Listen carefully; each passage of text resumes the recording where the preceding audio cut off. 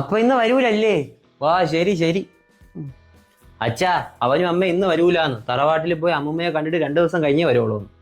തന്നെയടാ? അവരെ കാണാത്തോണ്ട് അച്ഛന് നല്ല വിഷമമുണ്ടല്ലേ? പിന്നല്ലാണ്ട്. ഈ ചൂടത്ത് ആൾക്കാർ അവിഞ്ഞിരിക്കുമ്പോഴേ KBCD-ക്കാര് കറണ്ട് കട്ടിയൂലേ? കറണ്ട് കട്ടിയപ്പോ അവർക്കൊരു സുഖം കിട്ടൂല. ആ സുഖം എനിക്കിപ്പോ. എന്തരിശേ നീ എന്തൊരു പറയണത്? ഞാൻ എന്തൊരു ചെയ്താലും കുറ്റം മാത്രം കണ്ടുപിടിക്കുന്ന ഒരു ഭാര്യ, പറഞ്ഞ കേൾക്കാത്ത ഒരു മോൻ. ഒരു മോനല്ല 2 മക്കളുണ്ട്. നീ ഇവിടെ ഉള്ളതുകൊണ്ട് ഞാൻ പറയുന്നില്ല. അങ്ങോട്ട് മാറിയുന്നത് നീ കൂടെ കുറ്റി ഞാൻ പറയാം. ഇനിയല്ലേ പാട്. ഫുഡിന് എന്തിനു ചെയ്യും? എന്തൊരു പാടറേ ഈ അച്ഛൻ ഉണ്ടാക്കി തരാ. എന്റെ വയറ് കുറെ പാട് പെടും. എന്നാ പിന്നെ ചുഗിന്ന് ഓർഡർ ചെയ്യാം. സ്വിഗ്ഗിന്ന് ഓർഡർ ചെയ്യാൻ തന്തപ്പടിയുടെ കയ്യിൽ പൈസ ഉണ്ടോ? തന്തപ്പടിയുടെ കയ്യില് ഇത്ര പൈസ ഉള്ളു. തികയോ? ഇതെവിടെന്ന്? കള്ളനോട്ടാ. പോടാ അവിടെന്ന്. അല്ലാതെ അച്ഛന്റെ കയ്യിൽ പൈസ വരാൻ ഒരു വഴിയില്ലല്ല. ഇത് കറണ്ട് ബില്ല് അടയ്ക്കാൻ വേണ്ടി അവള് തന്നിട്ട് പോയ പൈസ. ഇതെടുത്ത് നമുക്ക് പുട്ടടിക്കാം. അപ്പോഴിന്ന് കറണ്ട് ബില്ല് അടച്ചില്ലേ രാവിലെ? ഇന്നാണ് ലാസ്റ്റ് ഡേറ്റ്. ഫ്യൂസൂരാവുമാര് വരും അടച്ചില്ലെങ്കിൽ. ഊരിക്കൊണ്ട് പോട്ടറേ. ഇടയ്ക്കിടയ്ക്ക് കറണ്ട് പോണേക്കാട്ടി നല്ലത് തന്നെ ഫ്യൂസ് ഊരിക്കൊണ്ട് പോണത്. കൂനുമേ കുരു ആവേ അച്ഛാ.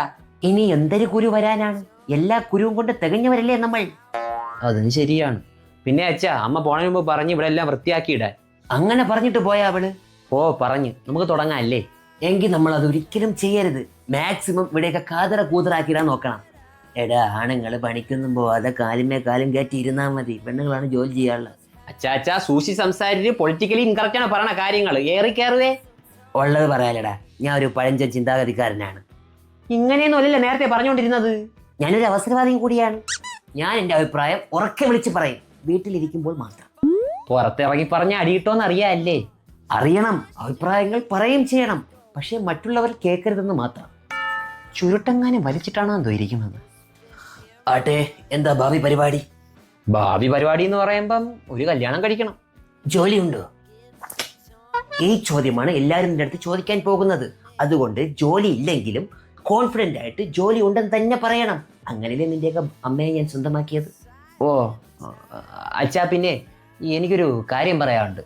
പറയടാ. അത് പിന്നെ പറയാ ഞാൻ. പിന്നെ പറഞ്ഞാൽ മതി. പൈസ കണ്ട് കടം ചോദിക്കാൻ വേണമെന്ന് തോന്നുന്നു. അപ്പോഴേ എന്താണ് നമ്മുടെ ഇന്നത്തെ സ്കെഡ്യൂൾ? ഫുഡ് അടിക്കാം, മൊബൈലിൽ കുത്താൻ, TV കാണാം, പിന്നെ കിടന്നുറങ്ങാം. എപ്പോഴും അങ്ങനെ അല്ലേടേ? നമുക്കൊന്ന് മാറ്റി പിടിച്ചാലാ? എന്നാൽ നമുക്ക് സിനിമ കാണാൻ പോയാലാ? 150 രൂപ കൊടുത്ത് 3 മണിക്കൂർ AC-ലും ഇരിക്കാം. സിനിമ വേണ്ട. അല്ലെങ്കിൽ പിന്നെ 5 സ്റ്റാർ ഹോട്ടലിൽ പോയി ഫുഡ് അടിച്ചാലാ? 5 സ്റ്റാറും വേണ്ട. 5 സ്റ്റാർ വേണമെങ്കിൽ നമുക്ക് തട്ടുകടാക്കാം. തീറ്റക്കാര്യം മാത്രമേ ഉള്ളൂ ആടെ. കുടിക്കണ കാര്യം കൂടെ ഒന്ന് പറയടേ. ഓ കുടി. അത് തന്നെ.